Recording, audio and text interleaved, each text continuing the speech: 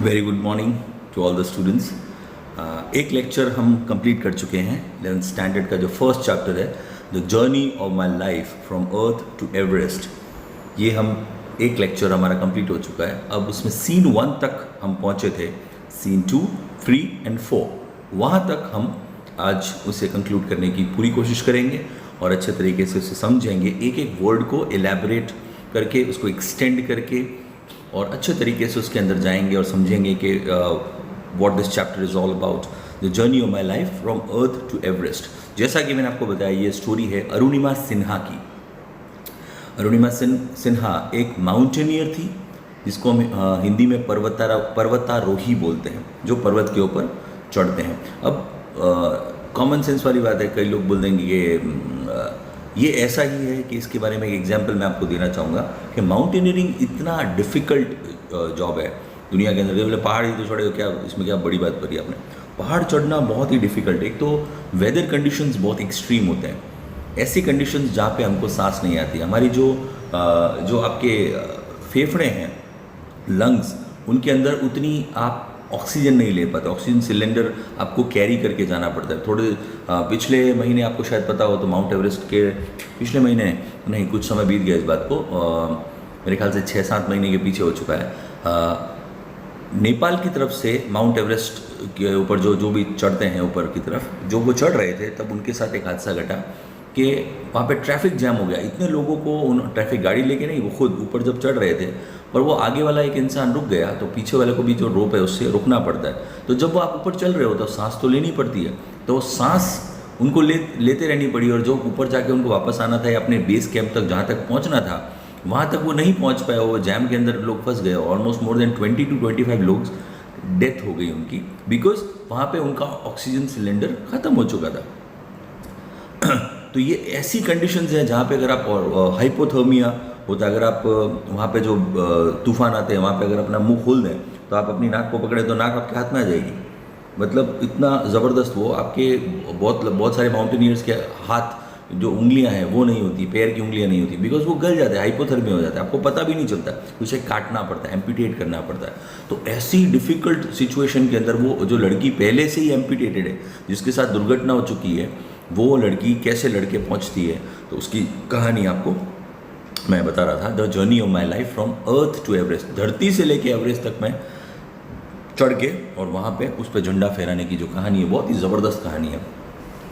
अब इस कहानी के अंदर हम आगे बढ़ते हैं। अरुणिमा सिन्हा, जो कि स्टेट लेवल की वॉलीबॉल प्लेयर पहले से ही थी, और उन्होंने कैसे ट्रैवलिंग की ट्रेन से। ट्रेन के अंदर वो एक बार उनके साथ 5-6 लोगों ने उनकी गोल्ड की चेन खींचने की कोशिश की, और उसमें धक्का मुक्की के दौरान उन्हें ज़ोर का जो फोर्सफुल एक किक पड़ी, और उसके अंदर वो वहाँ से ट्रेन के गेट से बाहर की तरफ गई, और पास वाले ट्रैक में से भी एक ट्रेन फुल स्पीड में आ रही थी, तो पिंग पोंग की तरह दोनों से टकराई, और टकराने के बाद उनका नीचे की तरफ गिरी। और जब वो नीचे गिरी तो उनका पैर एक ट्रैक के ऊपर गया और ट्रेन उसके ऊपर से चली गई, यानी कि उनका जो लेफ्ट लेग है उसे काटना पड़ा। एम्पिटेट पहले से कट गया और उसे बाद में उसका ऑपरेशन करना पड़ा। वो बेहोश हो गई, वो कई घंटे तक रेलवे ट्रैक पे पड़ी रही। तो ये सब चीज़ें उनके साथ हुई। उसके बाद का जो सीन है, सीन 1 ये कंप्लीट होता है। सीन 1 के बाद हमारा सीन 2 आज हम शुरू करेंगे। I was admitted to AIIMS. मुझे एम्स में भर्ती करवाया गया। एम्स का मैं फुल फॉर्म पहले भी आपको बता चुका हूँ, इसी चैप्टर के अंदर हमने अंडरलाइन भी किया था। गौर से थोड़ा पीछे जाके हल्का से रिवाइज करेंगे तो हमको बात समझ में आ जाएगी। All India Institute of medical science, all India Institute of medical science, ठीक है। एम्स बहुत जगह हैं। अब यहाँ पे इन्होंने बता दिया कौन से एम्स में एडमिट हुई थी। वो हुई थी एम्स दिल्ली के अंदर एडमिट हुई थी, on the intervention of the PM.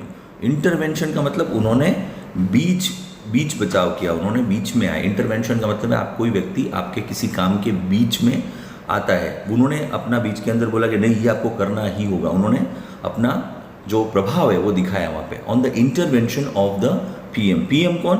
Prime minister. उस टाइम के जो प्राइम मिनिस्टर ऑफ इंडिया थे, उन्होंने इंटरवेंशन किया। The union government would bear the entire cost of my treatment. और जो यूनियन गवर्नमेंट थी, जो वहाँ की यूनियन टेरिटरी, जो इंडियन जो मेन गवर्नमेंट है, उन्होंने इस बात का फैसला किया कि उनका जो भी ट्रीटमेंट होगा, जिस भी प्रकार का ट्रीटमेंट होगा, समझे, जो भी एम्पिटेट हुआ है तो क्या हो सकता है, उनको बहुत दिनों तक हॉस्पिटल में रहना पड़ेगा, दवाइयाँ ऐसी लेनी पड़ेंगी, मॉर्फिन लेना पड़ेगा ताकि उनको पेन किलर्स बहुत हैवी डोज लेनी पड़ेगी।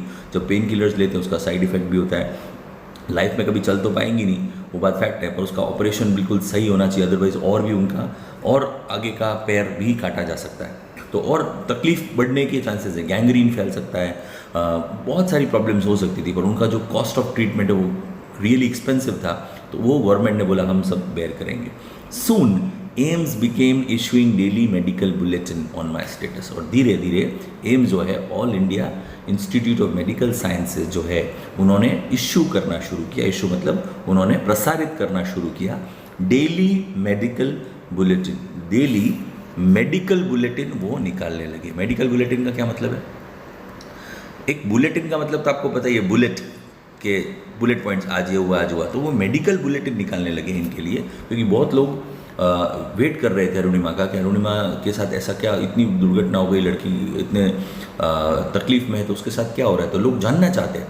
तो रोज़ाना उनका एक मेडिकल बुलेटिन आता है जिसके अंदर वो ये बताते हैं कि आज उन्होंने खाना खाया थोड़ा, आज उनको ये उनका जो ब्लड प्रेशर है वो नॉर्मल कंडीशन में है, जो भी मेडिकल टर्म्स होती हैं वो सारी जानकारी ये एम्स वाले जो मीडिया जो जानना चाहते हैं उनको देते थे। ऑन माई स्टेटस, उनका जो स्टेटस था कि वो सही हैं, ठीक ठाक हैं, बाकी लोगों को भी पूरे इंडिया को उसके बारे में उनके बारे में पता चलता था। I was told that young people, auto drivers and roadside vendors were carrying out a candle march to galvanise support for me and to pray for my recovery. अब ऐसा उनको बोला गया, आई वॉज टोल्ड, वो बाहर तो जा नहीं सकती थी, पर उनको ये सी बात सुनी, उनके रिश्तेदारों ने, उनके जो चाहने वाले, उन्होंने उनको ये बात बताई कि यंग पीपल, यंग जो लोग हैं, लड़के लड़कियां सभी लोग, जो यूथ है वो इकट्ठा हो गया। ऑटो ड्राइवर्स जो रिक्शा चलाते हैं उनको बड़ा दुख हुआ, जो अपनी मेहनत मजदूरी करके रोटी कमाते हैं। रोड साइड वेंडर्स जो खोमचे वाले हैं, छोटा मोटा समोसा बेचते हैं, जो काम करते हैं, केला फल बेचते हैं, वो सब, उन सब लोगों ने इकट्ठा होकर, समाज के जो दबे कुचले लोग हैं उन सब लोगों ने इकट्ठा होकर एक कैंडल मार्च निकाल रहे हैं।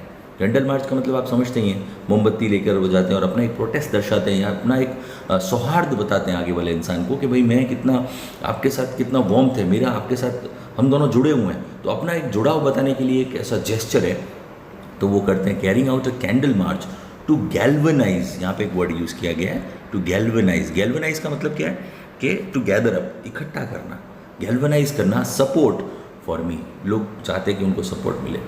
सपोर्ट कैसा, दो टाइप का सपोर्ट यहाँ पे भी, उनको सबसे ज़्यादा सपोर्ट तो फिजिकल सपोर्ट की ज़रूरत तो थी, डॉक्टर्स जो दे रहे थे, और जो एक्सपेंस का सपोर्ट है वो गवर्नमेंट दे रही थी, पर उनको मेंटल सपोर्ट की बहुत ज़्यादा सख्त ज़रूरत थी। एक इंसान बेचारा अपना ट्रेन से ट्रैवल कर रहा है, उसके साथ ऐसा अन्याय हो जाए और उसको अपना पैर काटना पड़े, तो इससे बड़ी दुख की बात क्या होगी।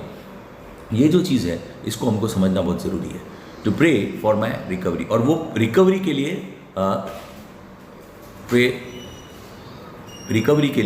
प्रे कर रहे थे ताकि मैं जल्दी से जल्दी ठीक हो जाऊं।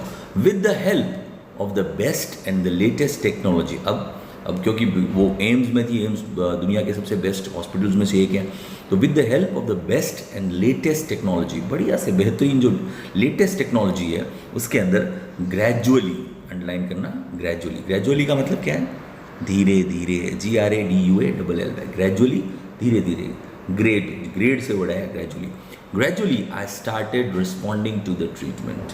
तो मैं धीरे धीरे, मेरी बॉडी जो है वो ट्रीटमेंट को रिस्पॉन्ड करने लगी। रिस्पॉन्ड यानी कि मैं उसको वापस जवाब, मेरी बॉडी उसे जवाब देने लगी, तो मैं और ज़्यादा ठीक ठाक होने लगी। कई बार हम मेडिकल कंडीशंस के अंदर दवा लेते हैं और हमेशा मान लेते हैं कि मैं तो ठीक नहीं होने वाला हूँ।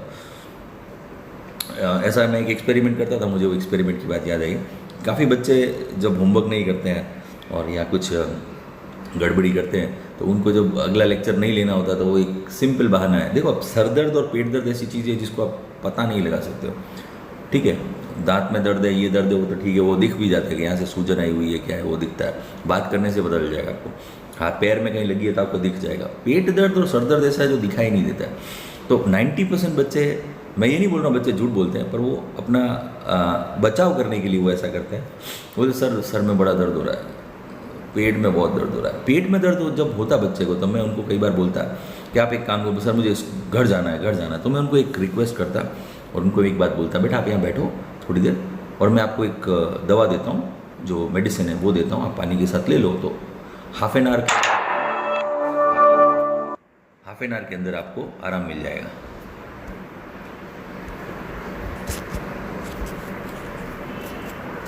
हाफ एन आवर के अंदर आपको आराम मिल जाएगा। तो ये जो चीज़ है, अब ये बड़ी कॉमेडी की बात है, मैं जो दवा देता वो एक्चुअल के अंदर पोलो जो होती है अपनी पोलो जो मिंट की गोली है, वो उसको थोड़ा टुकड़े करके और वो मैं उसको बच्चे को पानी के साथ दे देता। और मैक्सिमम मैंने देखा बहुत सारे बच्चे ऐसे हैं, 100 में से 80 बच्चे ऐसे हैं जिनको जेन्युइन दर्द नहीं होता था, तो वो क्या करते हैं, वो जो खाके और जब वो एक पीरियड निकल जाता, वो मैथ्स का पीरियड या जो होमवर्क नहीं किया था जो उन्होंने अपना, उसके बाद वो 90% ठीक महसूस करते बोले सर अब I am feeling fine now. तो मैंने ठीक है बेटा आप क्लास में जाके क्लास अटेंड कर लो, ठीक है। और बाकी जो मैं देखता थोड़ा 15-20 मिनट के लिए उनका फेस देखता तो मुझे पता चल जाता नहीं यार ही सफरिंग फ्रॉम समथिंग, तो मैं उनके फैमिली को कॉल करता कि नहीं आप आके इन्हें ले जाइए। तो वो भी एक हमारी मेडिकल कंडीशन है, ज़रूरी नहीं है सबके ऊपर वही लागू पड़े, पर बहुत सारे लोगों के दिमाग में होता है कि हाँ मैं ठीक हो गया हूँ, यानी वो दवा तो कुछ थी ही नहीं, वो एक्चुअल में पोलो की गोली है मीठी सी, इसका कोई मेडिकल कोई इफेक्ट नहीं होता है, बट स्टिल लोग इस चीज़ को दिमाग में लेते हैं। डॉक्टर के पास हम जाते हैं ना, कई बार डॉक्टर के पास जाते ही हम सही हो जाते हैं।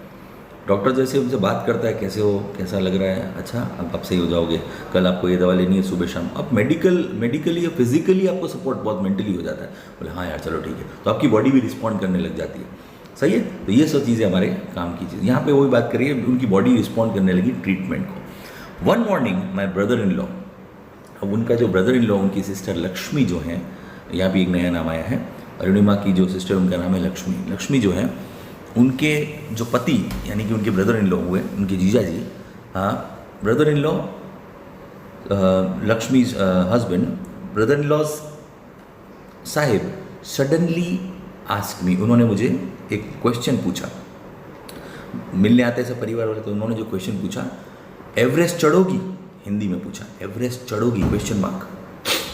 एवरेस्ट चढ़ोगी का मतलब समझ गए आप, बहुत ही सिंपल में, बहुत छोटे में वो बात कही, एवरेस्ट चढ़ोगी। He had just read an interesting piece of information in the newspaper. अब उन्होंने कोई एक न्यूज़पेपर पढ़ा था, उस न्यूज़पेपर के अंदर एक बहुत ही इंटरेस्टिंग पीस ऑफ इंफॉर्मेशन, उन्होंने उस पर ध्यान दिया, और वो जब पढ़ रहे थे न्यूज़पेपर तो बहुत ही इंटरेस्टिंग चीज़ थी, तो मेरे साथ उन्होंने शेयर की। और वो बात क्या थी, उन्होंने बताया, no female amputee, no female amputee, ये वर्ड है जो बहुत इंपॉर्टेंट है। नो फीमेल एम्प्यूटी, एम्प्यूटी मतलब जिसका कोई भी बॉडी में से कोई भी एक पार्ट काटा जा चुका है, ऑपरेट करके निकाला गया है, ठीक है। पैर तो पहले से ही कटा हुआ, तो उसे ऑपरेट करके सीधा तो करना पड़ता है, तो उसको सही तरीके से सिलाई वगैरह जो की होती है उसको एम्प्यूटी बोलते हैं। जिसे एम्प्यूटेट किया गया है वो एम्प्यूटी है। नो फीमेल एम्प्यूटी, आज तक कोई भी फीमेल एम्प्यूटी, महिला जिसका पैर या हाथ कटा हुआ है, वो हैड एवर स्केल्ड एवरेस्ट। यहाँ पे वर्ड आया स्केल्ड। स्केल्ड का मतलब क्या है, नापना, स्केल्ड। तो किसी ने भी आज तक कभी भी चढ़े नहीं है एवरेस्ट के ऊपर, जो आई वॉजंट अम्यूज्ड, पर मैं उस बात में कोई ज़्यादा खुशी मुझे नहीं महसूस हुई उस समय। I have lost a leg and you are talking of Mount Everest. तब उन्होंने बोला कि मेरा पैर चला गया है, अरुणिमा ने बड़े दुख के साथ बोला मेरा पैर चला गया है और आप बात कर रहे हो माउंट एवरेस्ट की। I started talking to myself, और फिर मैंने खुद से ही बात करना शुरू किया, वो खुद से ही बात करने लगी। If I could take a shot of Everest and succeed, जब खुद से बात करना, जब आप खुद से मिलते हो, जब अकेले होते हैं तो बोलते हैं ध्यान लगाओ, मेडिटेट करो। जब अकेले खुद से जब मिली और खुद से बात की तो उसको ऐसा लगा, if I could take a shot at Everest, अगर मैं ये एक चांस लूँ, शॉट लूँ, शॉट मतलब ये निशाना लगाऊँ, क्या पता निशाना लग जाए, and at Everest and succeed, क्या पता मैं सक्सीड हो जाऊँ। इसमें क्या है, पैर जा चुका है, अब उसके बाद बैठ के लमेंट करने से, रोने से तो क्या होने वाला है, पर succeed. I would become the first female amputee to hold the record, मैं पहली फर्स्ट फीमेल एम्प्यूटी बनूंगी जिसने ये रिकॉर्ड बनाया। ये भी बहुत बड़ी बात है, एक ऐसा अगर रिकॉर्ड बना दिया, एवरेस्ट पे चढ़ गई, तो मैं दुनिया के अंदर पहली नंबर 1 बनूंगी, और नंबर 1 के बाद फिर सब कुछ। आपको हमेशा याद रहेगा कि तेंजिंग नोर्गे जो है वो ऊपर चढ़ा था, तेंजिंग नोर्गे न्यूजीलैंड का, ठीक है। तो अब सोचो, दिमाग लगाओ कि जो पहले जो माउंट एवरेस्ट जिसने स्केल किया, उसके बाद सेकंड वाले, थर्ड वाले का नाम हमको थोड़ी याद रहता है। नील आर्मस्ट्रॉन्ग नंबर 1 थे मून पे, उसके बाद रशिया का जो था वेलेंटिना तेरेस्कोवा, पहली जो लेडी थी वेलेंटिना तेरेस्कोवा फर्स्ट थी। इंडिया के राकेश शर्मा सेकंड, किसी को याद है? सोचो, इंडिया की फर्स्ट लेडी जो थी कल्पना चावला थी स्पेस में, उसके अलावा सेकंड थर्ड हम हमेशा फर्स्ट याद रखते हैं, सेकंड थर्ड हम याद नहीं रखते। तो ये बहुत बड़ी चीज़ थी अगर वो फर्स्ट को याद रखती तो, फर्स्ट बन जाती तो। I thought it shot at Everest and succeed, I would become the first female amputee to hold the record. इस रिकॉर्ड को होल्ड करने वाली पहली बन जाऊंगी, और वो रिकॉर्ड कभी तोड़ा नहीं जा पाएगा, सीधी बात है। I thought about it for some time, मैंने इस चीज़ के बारे में कुछ समय के लिए सोचा, and then I conveyed to sahib my willingness to take up the challenge. और फिर मैंने कन्वे किया, कन्वेड का मतलब क्या है, मैंने अपनी बात को उनको मैसेज समझा दिया कि मैं अपनी, मेरी विलिंगनेस है, विलिंगनेस का मतलब क्या, मेरी चाहत है, विलिंगनेस है to take up the challenge, मैं इस चैलेंज को लेने के लिए तैयार हूँ, मैं इस चैलेंज को लेने के लिए तैयार हूँ। और उन्होंने बाद में बहुत सोच विचार के जवाब दिया। उनके जो जीजा जी थे, उन्होंने क्वेश्चन पूछा था एवरेस्ट चढ़ोगी, तो बहुत सोच विचार के अपना सब कुछ वो कैलकुलेट करके, और उन्होंने एक बात चीज़ का, क्योंकि वो स्पोर्ट्स पर्सन थी तो उन्हें इस बात का पता था, तो उन्होंने सोच विचार के जवाब दिया, और वो जवाब था ठीक है हम करेंगे, ठीक है हम करेंगे। पूछा क्या था, एवरेस्ट चढ़ोगी, तो उन्होंने जवाब दिया था ठीक है हम करेंगे। बहुत सोच विचार के। I said I now had something to look forward to. अब उनकी ज़िंदगी के अंदर कुछ ऐसी चीज़ थी जिसको वो फॉरवर्ड थी। अब लाइफ के अंदर क्या था ना, पैर चला गया, कोई कौन, शादी का भी मन में रहता है कि अब इसके साथ कौन करेगा, लाइफ के अंदर लोगों के ऊपर आप बोझ बन जाओगे, ये सब चीज़ें आपके दिमाग में आती रहती है, मेंटली आप डिस्टर्ब हो जाते हो।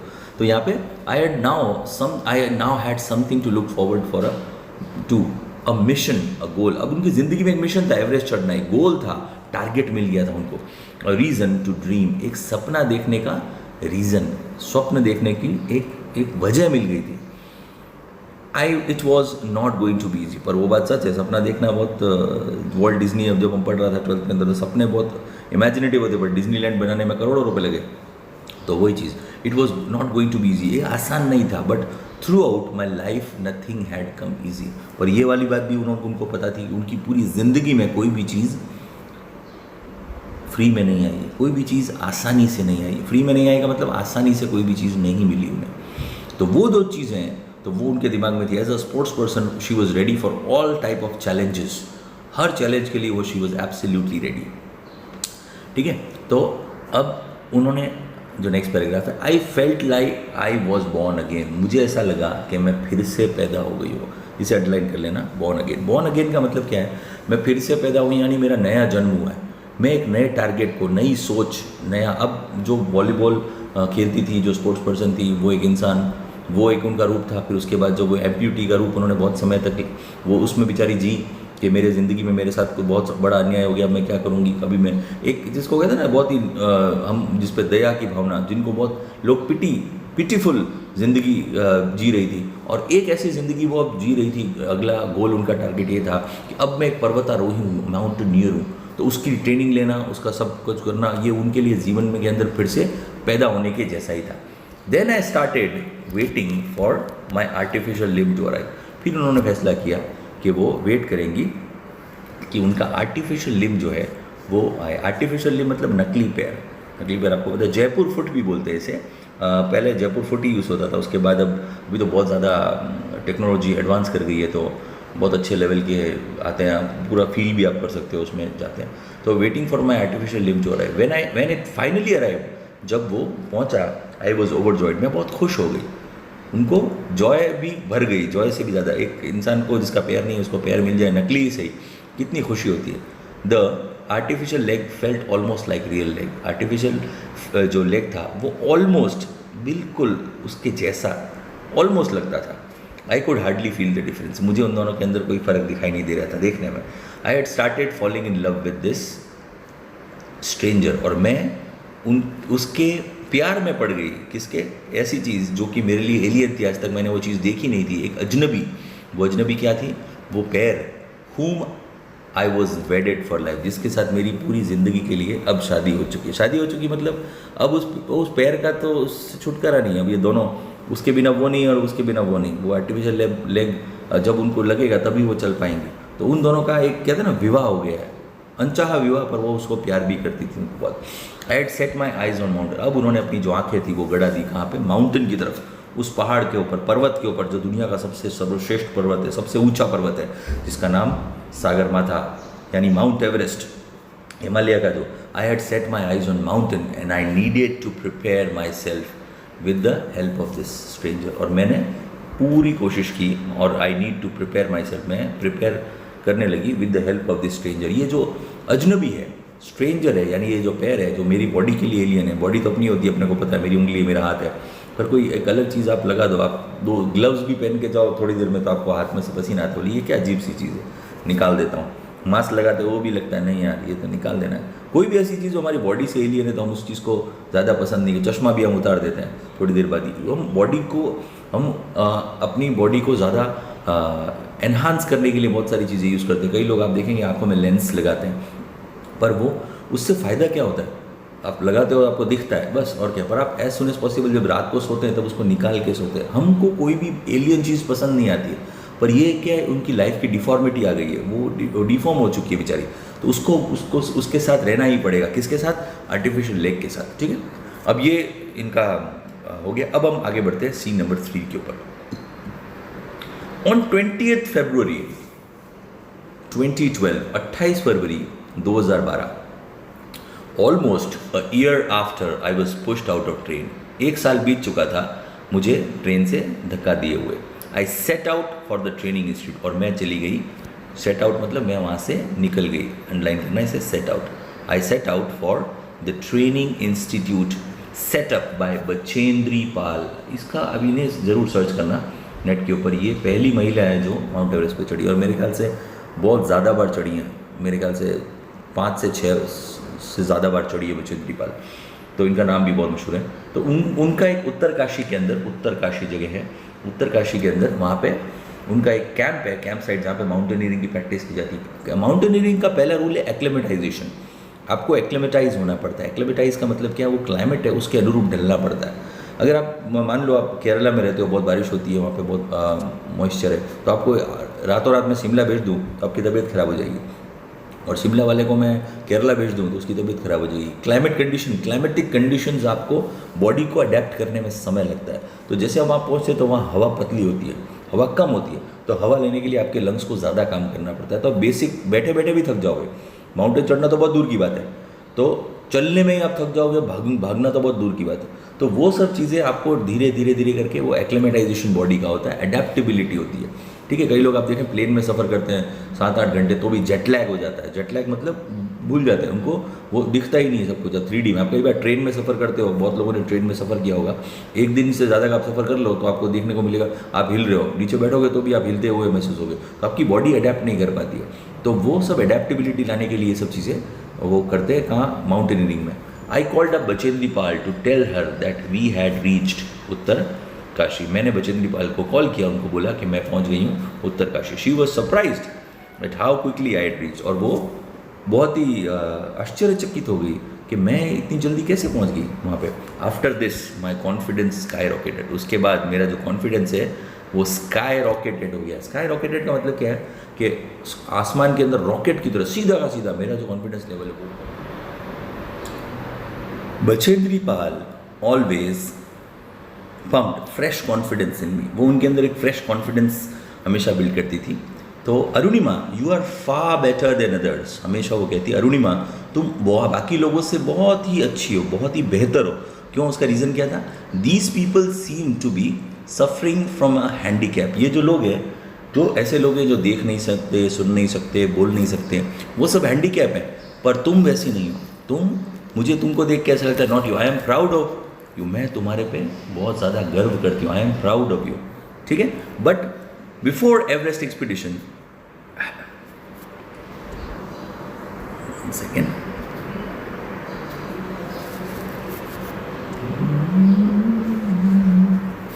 Before Everest expedition, 1 second,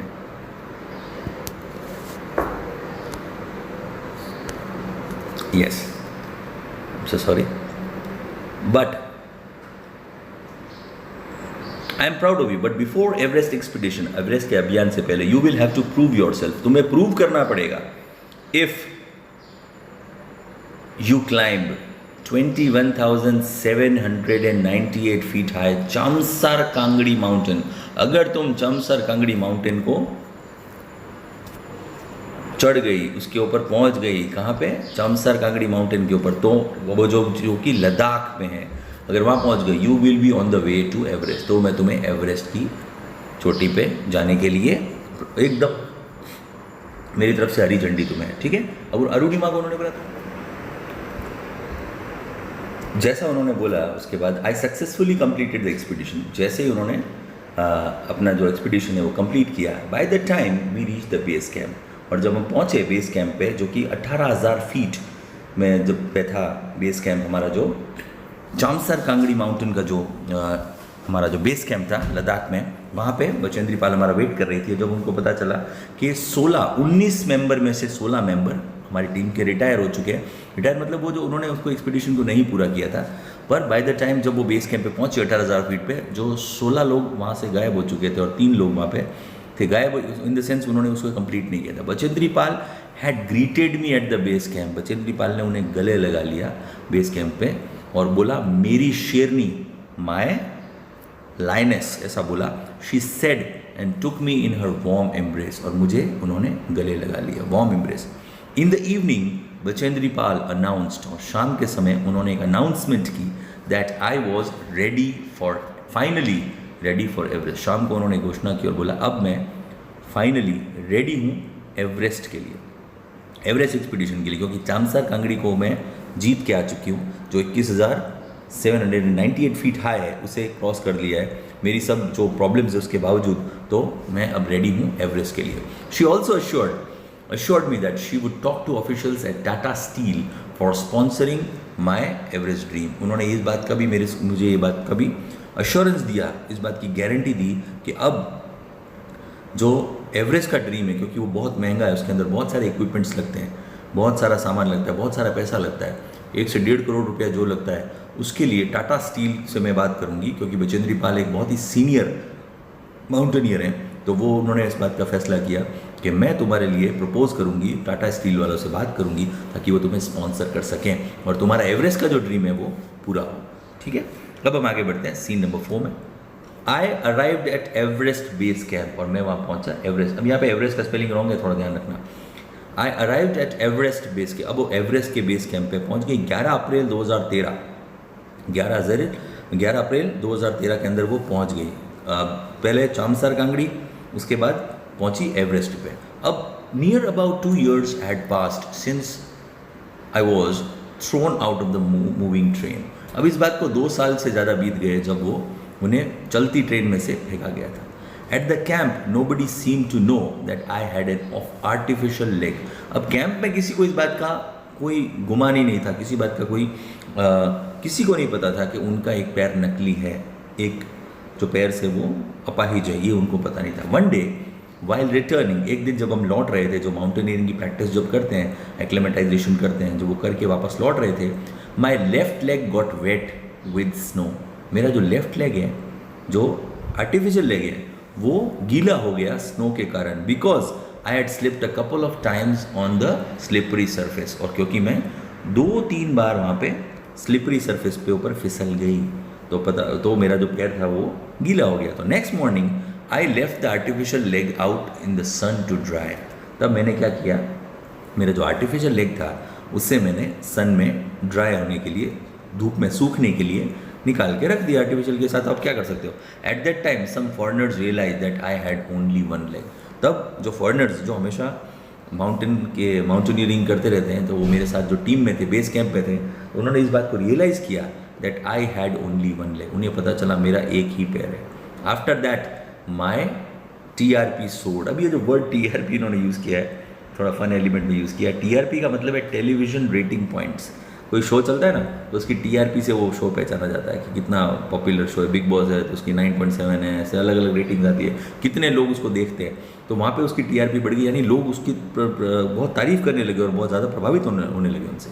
next जो पैराग्राफ है, in my final expedition to Sagarmatha. उनका जो फाइनल एक्सपीडिशन अभियान था, जहाँ पे वो सागरमाथा पे चढ़ने वाली थी, head of the sea, the local name for the peak of Everest. Everest को वहाँ पे लोकल तौर पे सागर माथा के नाम से जाना जाता है। ये मैंने आपको पहले ही बताया था। सागर माथा का मतलब क्या है? जो समुद्र में से जो माथा निकाल के बाहर आया है वो है एवरेस्ट। ये सच बात है। टेक्टोनिक प्लेट्स है, जब आपस में टेक्टोनिक प्लेट्स हिलती है अर्थक्वेक की वजह से, वो एक पूरा माउंटेन बनता है, बड़े आइलैंड बन जाते हैं। तो वैसा वोल्केनिक इरप्शन की वजह से भी ऐसा होता है। तो सागर माथा का नाम वहाँ पे सागर माथा के नाम से जाना जाता है।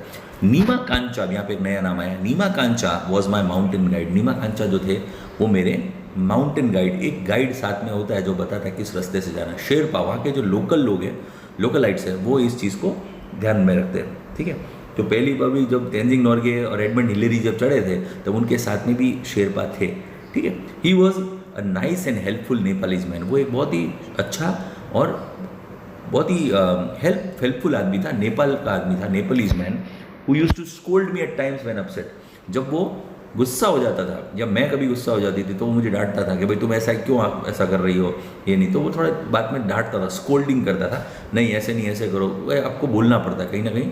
तो वो मेरे साथ बहुत ही अच्छा हेल्पफुल आदमी था नेपालीज। कौन था? उसका नाम था नीमा कांचा, याद रखना, Nima Kancha. The last track to peak of Everest began. और जो लास्ट ट्रैक था वो अब शुरू हो चुका था। अब हम अपना कैंप बना बना के धीरे धीरे आगे बढ़ रहे थे, पर अब हम लास्ट कैंप तक पहुंच गए थे एवरेस्ट के। It was a very dangerous narrow path, बहुत ही डेंजरस और बहुत ही नैरो मतलब बहुत ही पतला सा रास्ता था। आई स्लिप्ड एंड फेल वंस। एक बार तो मैं फिसल गई और एक बार गिर भी गई। Even my oxygen was running out, मेरी ऑक्सीजन भी कम होती जा रही थी। And I was struggling with my paining leg, और मैं बहुत स्ट्रगल कर रही थी, बहुत ही जूझ रही थी मेरे लेग के पेन से। जो पेन आपको पता है उसका पैर तो है नहीं, पर जो नकली पैर लगाया हुआ है उसके ऊपर का जो हिस्सा है वो जो कटा हुआ है, वो जब उससे आर्टिफिशियल लेग से अटैच होता है तो दर्द होता है। जब वहाँ पे उस पर भार पड़ता है तो बहुत ज़्यादा पेन होता है, तो वो उसको दर्द होने लगा और ऑक्सीजन भी कम हो रही थी। My sherpa said I must quit. उनका जो शेरपा था, जो साथ में जो उनका जो गाइड था लोकल, उसने उनको मना किया। उसने बोला तुम्हें छोड़ देना चाहिए, अब आगे मत जाओ। But I knew that there was no going back. पर मुझे इस बात का पूरा ज्ञान था, अब मैं वापस नहीं जा सकती हूँ, मुझे वापस जाना ही नहीं है। आई pushed forward through my Sherpa, और मैंने उनको उसके भी आगे निकल गए through my Sherpa. Kept insisting that I should return. उसने बोला कि भाई तुम वापस लौट जाओ, अपन वापस चलते हैं, तुम्हारी ऑक्सीजन भी कम हो रही है, ये सब हो रहा है। तो पर मैंने बोला नहीं, मैं इस बात को नहीं मानूंगी और मैं आगे बढ़ूंगा। I have enough oxygen to reach the summit. मुझे इस बात का ज्ञान था कि मेरे पास इतनी ऑक्सीजन है कि मैं समिट तक पहुंच जाऊंगी। समिट के लिए मैंने आपको वर्ड बताया था पीक, जेनिथ, जो सबसे बड़ी जो चोटी है, चोटी, वहाँ तक पहुँचूंगी। And hoist the country's flag, और वहाँ पे हॉइस्ट करूँगी। हॉइस्ट मतलब फहराऊँगी, इंग्लिश में फहराने को बोलते हैं हॉइस्ट द, मेरे भारत का जो झंडा है उसे मैं फहराऊँगी। What happens afterwards doesn't matter any more. उसके बाद क्या होता है उससे मुझे कोई लेना नहीं। बाद में भले ऑक्सीजन खत्म हो जाए, भले मैं इस दुनिया से चली जाऊँ, पर मुझे वो ये काम तो करना ही है। I told Neema Kancha firmly, मैंने नीमा कांचा को फर्मली, बहुत ही मजबूती से ये बात कही। Remember, none can defeat you until you concede. जब कोई तुम्हें हरा नहीं सकता जब तक तुम अपनी हार नहीं मानो। जब तक तुम खुद कंसीड नहीं कर लेते कि मैं हार गया, तब तक कोई तुम्हें नहीं हरा सकता। ये बात मैंने नीमा कांचा को कही। Yes, occasional failures will test you. कभी कभी ओकेजनल फेलियर्स आएंगे, ओकेजनल कभी कभी ज़िंदगी के अंदर कुछ ऐसी आउटबैक सेटबैक्स आएंगे कि जहाँ से आप पीछे की तरफ चले जाओ, पर उसका मतलब ये नहीं आप हार गए। बट यू कीप ट्राइंग, आपको ट्राई करते रहना है। Some doors of opportunity will certainly open. और फिर एक दिन कुछ डोर्स खुलेंगे अपॉर्चुनिटी के, जैसे कि मेरे लिए खुल गया एवरेस्ट का रास्ता। Will certainly open, then I should see him following me. Even फिर मैंने उसे देखा, वो मेरे पीछे आने लगा। Even I was continued to drag myself to dog. मैं खुद को ड्रैग करते हुए, खुद को धक्का देते हुए, खुद को घसीटते हुए टॉप की तरफ जाने लगी। Myself to top, the drag continued till it finally happened. मैं थोड़ी देर चलती, फिर खुद को घसीटती, खुद चलती, फिर खुद को घसीटती, ऐसे करते करते करते करते फाइनली मैं वहाँ पहुँच गई। वो कहाँ पहुँची? वो था final. The top is the small 20 by 20 ice table. जो टॉप था वो 20 by 20 का, अब ये इंच है, आइस टेबल आपने देखा होगा, टॉप जो है वो 20 by 20 इंच या 20 by 20 फीट का है, वो आप जानो। यहाँ पे 20 by 20 का आइस टेबल जितना होता है उतना ही था। I saw several flags of various countries flattering proudly. मैंने देखा वहाँ पे बहुत सारे झंडे, बहुत सारी कंट्रीज़ के झंडे फहरा रहे थे। फ्लटरिंग फहरा रहे थे प्राउडली, गर्व के साथ। बहुत लोगों ने वहाँ पे अपने देश का नाम रोशन किया। I had lived this moment so many times in my mind. ये जो चीज़ है, I had lived this moment, ये मोमेंट मैंने बार बार 1000 बार ये चीज़ सोची है मैंने, कि मेरे दिमाग के अंदर ये चीज़, that I did not have to be told that finally I had arrived. मुझे ये बोलने की ज़रूरत नहीं पड़ी कि मैं वहाँ पहुँच गई हूँ, क्योंकि ये मेरे दिमाग में सीन चलता ही रहता है हर वक्त मुझे पहुँचना ही है। At 10:55 AM on 21st May 2013 I was on the top of the world. अब उसने बताया टाइम 10:55, यानी कि 11 में 5 कम पे 21 मई 2013 के अंदर वो कहाँ पे थी? आई was on the top of the world. मैं अपनी पूरी दुनिया के टॉप के ऊपर, जो एवरेस्ट है, दुनिया की सबसे ऊंची जो चोटी है, धरती का सबसे ऊंचा जो कोना है, वहाँ पे मैं पहुँच चुकी थी। I felt like dancing, crying and laughing. मैं ऐसा महसूस करने लगी कि मुझे डांस करना चाहिए, मुझे रोना चाहिए, मुझे हंसना चाहिए, सब चीज़ें मिक्स्ड इमोशन हो जाते हैं ना, क्या करूँ। At the same time my mind was kaleidoscope of emotions. Kaleidoscope एक बहुत अच्छा वर्ड है, इससे आप अंडरलाइन करना और समझना। कलाइडोस्कोप एक ऐसा बच्चों के खेलने की चीज़ होती है, जिसके अंदर जब भी आप उसको घुमाओ तो ऐसे अलग अलग टाइप के उसमें सिमेट्रिकल डिज़ाइन बनते हैं, और कांच अंदर होते हैं और अलग अलग कलर होते हैं, तो कलाइडोस्कोप बोलते हैं। तो मेरे दिमाग के अंदर ऐसे मिक्स्ड इमोशन आने लगे, हंसी, मुस्कुराहट, सब चीज़ें आने लगी। और emotions, everyone has a reason to be alive. हर आदमी अपने ज़िंदगी के अंदर कोई ना कोई उसका रीज़न है जिंदा रहने के लिए। May be this was mind, ये मेरा जीवन, शायद यही मेरे जीवन का मकसद था कि मैं एवरेस्ट पे चढ़ूँ। तो ये मेरा जीवन का जो टारगेट है वो पूरा हुआ।